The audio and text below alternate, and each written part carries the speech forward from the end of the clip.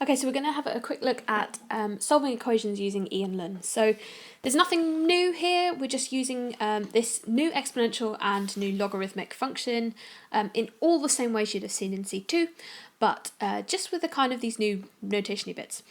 So don't forget, E is an exponential. If we've got it in terms of a function, it will be to the power of something, that's the key thing about it.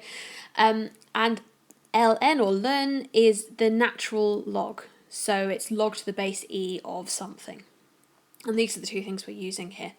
So as I've mentioned before, it's really nothing new. This is all the same stuff.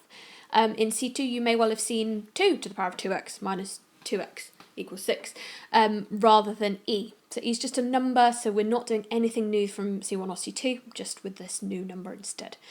So in a case like this, most probably, I don't forget there's many different ways, but I would get everything onto one side. And the reason I would do that is because e to the power of 2x can be written in a different way. And that way is e to the x squared. It's one of the index rules from GCSE and C1, possibly even before GCSE. But if you've got, well, e to the x times e to the x, we all know is what e to the x squared would be, and then we can add the powers there, so that would be e to the power of x plus x, which is 2x. So that's all we're doing there. Now, hopefully, the reason why I've written it all on one side has become apparent, because we've actually got a quadratic in e to the x there. So you can go ahead and solve that straight away. You might find that's a little bit challenging, and you might want to let e to the x equal y or some other variable there, just to simplify things down. Dog outside. In which case it would get x squared minus y minus 6 equals 0. Factorising that equation, y minus 3, y add 2. And so our two solutions are y equals 3 and y equals minus 2. Now, if you have substituted in e to the x as y, or y as e to the x rather, don't forget you now need to go back and find out what x is. Y is something that you've made up, it's not what your examiner will have asked you for, so we need to continue at this point. E to the x equals 3, or e to the x equals minus 2.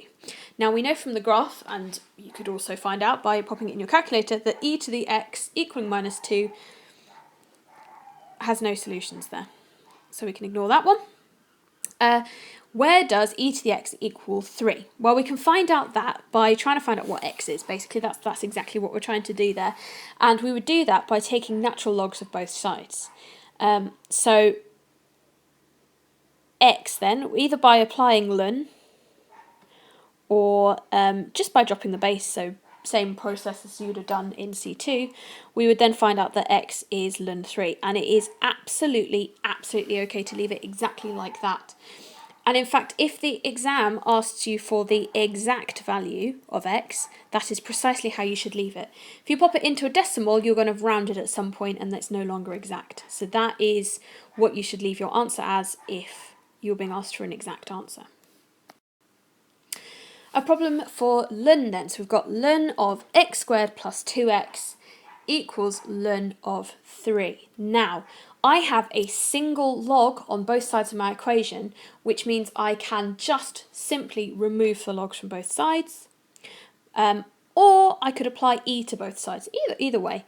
Let's just for practice apply e to both sides. So I do e to the power of the whole of the left side equals e to the power of the whole of the right hand side. Now, e to the ln of something is just that something, because don't forget e and ln are inverse functions of each other. So this on the left hand side will leave me x squared plus 2x, and on the right hand side will leave me 3.